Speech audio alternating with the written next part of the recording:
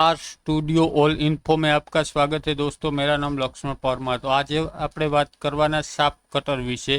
જે પણ ખેડૂત મિત્રો અથવા પશુપાલન મિત્રોને સાપ કટર લેવું હોય 75% સબસિડી સહાય મળવાપાત્ર છે। 75% સબસિડી અથવા તો 18,000ની તમને સહાય મળવાપાત્ર છે। તો કેને કોને મળશે આનો લાભ, ફોર્મ ક્યાં ભરવું, શું ડોક્યુમેન્ટ જોશે, તે બધી જ માહિતી આપણે આ वीडियो में लेवाना છે। तो मित्रों वीडियो पूरा जोजो। वीडियो अच्छा लगे तो लाइक कर दीजिएगा।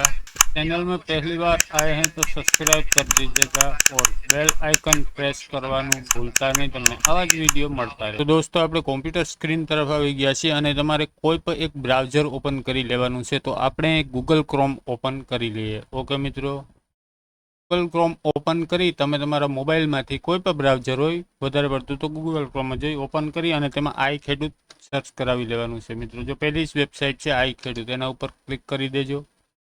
ओके मित्रों, तो आई खेडूतनी वेबसाइट आपणे खुली गई है।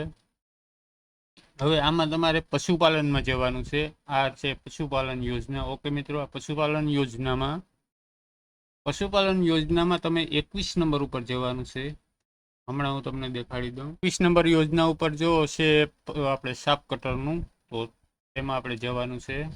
तेना उपर क्लिक करशो એટલે આ રીતનું તમારા સામે બધી ડિટેલ્સ આવી જશે। ઓકે મિત્રો, જો આ સાપ કટરની આખી ડિટેલ્સ છે તમે વાંચી શકો છો। ખરીદીના 75% મિત્રો તમને સાપ કટરમાં પૈસા મળવા પાત્ર છે। જો સાપ કટર તમારે ખરીદવું હોય તો જે તે તમે ખરીદીને હોય તેના 75% અથવા તેમાંથી જે ઓછું હોય તે તમને મળવા પાત્ર છે। ઓકે મિત્રો, અહીંયા જોઈ લેજો ત્યાં 75% ને 18,000 રૂપિયો તમને મળવા પાત્ર છે। ઓકે મિત્રો, જો તમારે ફોર્મ ભરવું હોય તો મેં આગળ પણ ઘણા ફોર્મ તમને ડેમો બતાડી દીધા, આમાં પણ બતાડી દઉં। તમારે ફોર્મ ભરવું હોય તો અહીંયા અરજી કરો ત્યાં ક્લિક કરવાનું છે।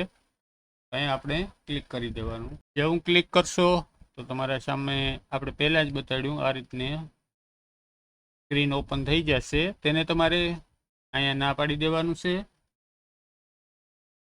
ના પાડી અને આગળ વધી જવાનું છે। મિત્રો આગળ વધી જાઓ એટલે આ નવી અરજી ઉપર ક્લિક કરી દેવાનું છે। નવી અરજી ઉપર જેવું તમે ક્લિક કરશો એટલે તમારે આ રીતનું ફોર્મ કંઈક ખુલશે તમારી સામે।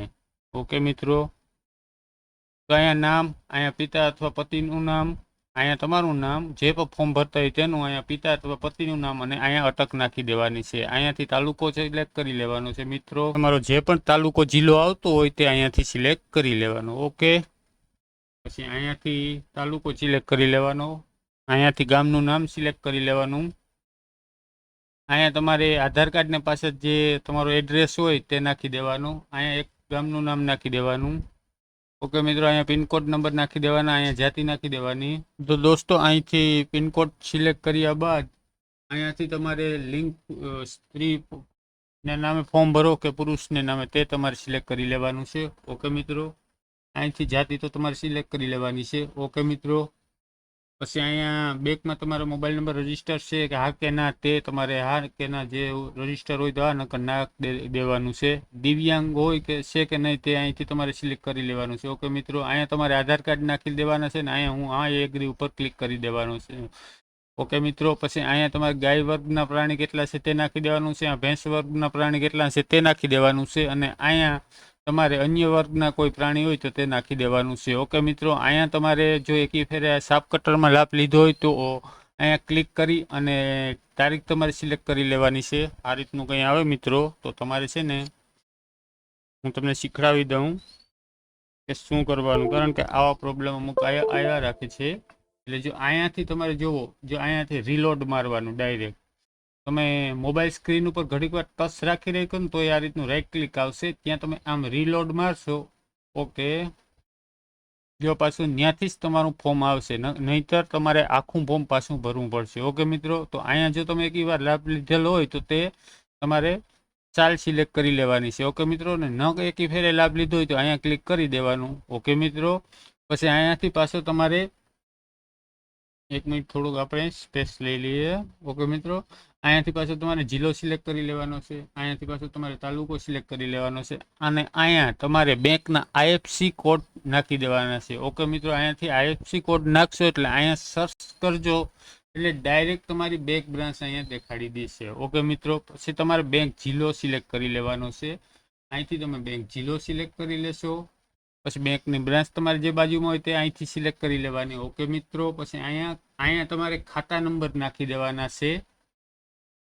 અહીંયા ખાતા નંબર પાછા કન્ફર્મ કરી દેવાના છે. ઓકે મિત્રો, પછી આપણે અહીંયા તમારે જે બેંકમાં ચોપડીમાં નામ હોય તમારે તે અહીંયા ફિલ કરી દેવાનું છે. અહીંયા તમારે જે બેંકમાં તમારે એડ્રેસ હોય ચોપડીની બેંકની ચોપડીમાં બુકમાં તે એડ્રેસ નાખી દેવાનો છે. ઓકે મિત્રો, અહીંયા તમારે રાશન કાર્ડ નંબર જે આવે છે તે ફિલ કરી દેવાના છે અને અહીંયા સર્ચ ઉપર ક્લિક કરવાનું છે. જેવું તમે સર્ચ ઉપર ક્લિક કરશો એટલે રાશન કાર્ડમાં જેટલા પણ સભ્યોના નામ હશે તે બધાના નામ શો થઈ જશે.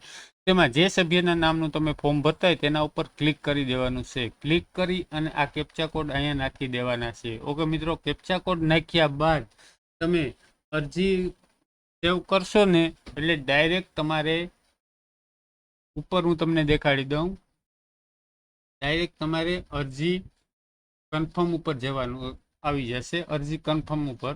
ઓકે મિત્રો, અરજી કન્ફર્મ એટલે આ બધું ભરાઈ ગયેલ ત્યાર આવશે. આ આંકડા નાખીએ ને પછી પાછું સર્ચ ઉપર કરી ક્લિક કરશો એટલે ડાયરેક્ટ અરજી પ્રિન્ટ માંગશે. ઓકે મિત્રો, અહીંયા અરજી પ્રિન્ટ ઉપર તમે જેવું ક્લિક કરશો એટલે અહીંયા કેપ્ચા બાકી બધું આવી જશે. અહીંયા કેપ્ચા કોડ ભરી અહીંયા અને અરજી પ્રિન્ટ ઉપર તમારે પ્રિન્ટ આપી દેવાની છે. જો તમારી આગળ પ્રિન્ટર હોય તો ડાયરેક્ટ પ્રિન્ટ આપી દેવાની, નહીં તો તમારા મોબાઈલમાં ડાઉનલોડ કરી લેવાનું ને કોઈ પણ કોમ્પ્યુટર ઓપરેટર હોય ત્યાં જવાનું. તમને 20 રૂપિયા અથવા 10 રૂપિયામાં અરજી તમારી પ્રિન્ટ કરી આપશે. તો મિત્રો, વિડીયો સારો લાગ્યો હોય તો લાઈક કરી દેજો, તમારા મિત્રો સાથે શેર કરી દેજો. Thank you.